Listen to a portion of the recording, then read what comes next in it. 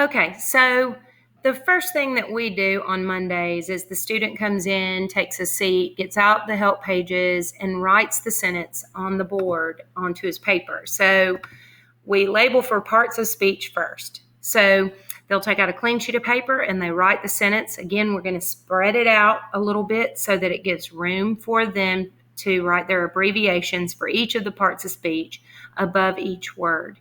So they'll have to use their help pages for this. And so for this purpose, you might want to pause the video and get the set of help pages out so that you can follow along and see the things that I'm going to be referencing. So they'll use only Monday's work on their help pages.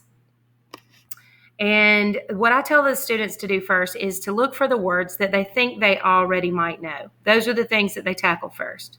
So most students are familiar with nouns, more familiar with nouns than they are the other parts of speech, but they'd start with verbs if they were more familiar with verbs. But for this explanation, I guess we're going to go ahead and use just the nouns. So student may be thinking, okay, well, I think work is a noun. So I'm going to label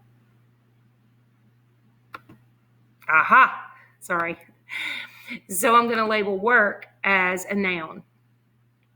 All right. And then I say, well, maybe team is also a noun because it seems like it's a thing too. So I'm going to label it as a noun.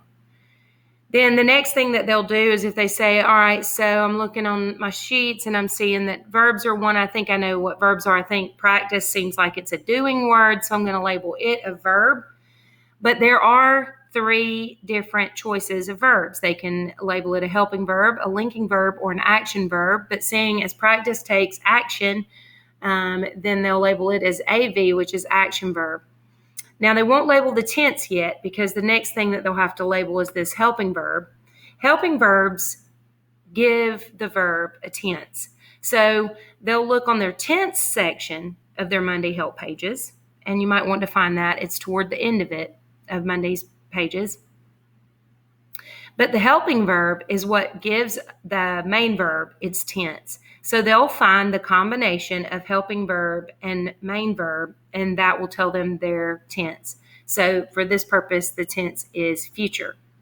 The next 2 words are there and after. Well, maybe they don't have a clue about either of those. So if they just start at the top of Monday's help notes, they'll see the first thing they come to is going to be noun, but then the next one they come to is pronoun. Well, as they're reading through some of the examples on this one, they're going to say, aha, this is a pronoun. So then they look and find the type of pronoun it is and the person of the pronoun. So they'll label this as a possessive pronoun, third person. Anything that has to do with me, the speaker, is first person, including any of the plural pronouns. If they include me, the speaker, then they're first person. If they include you or they are about you, then they're second person. But then anybody that I, the speaker, and you, the listener, second person, are talking about will be third person. So then they have to look for the word after. So as they scan through their pages, and it just takes reading and familiarizing themselves with each one each Monday, and they'll find that after is a preposition.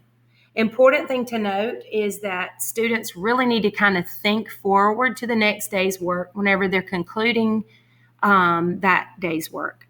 And one of the things that they need to remember is that if there's a preposition on Monday, there's going to be a preposition on Tuesday.